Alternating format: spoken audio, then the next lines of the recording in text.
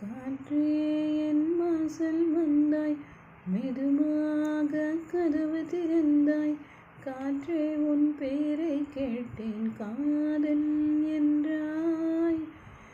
நேற்று நீ எங்கிருந்தாய், காற்றே நீ சொல்லி சென்றாய்.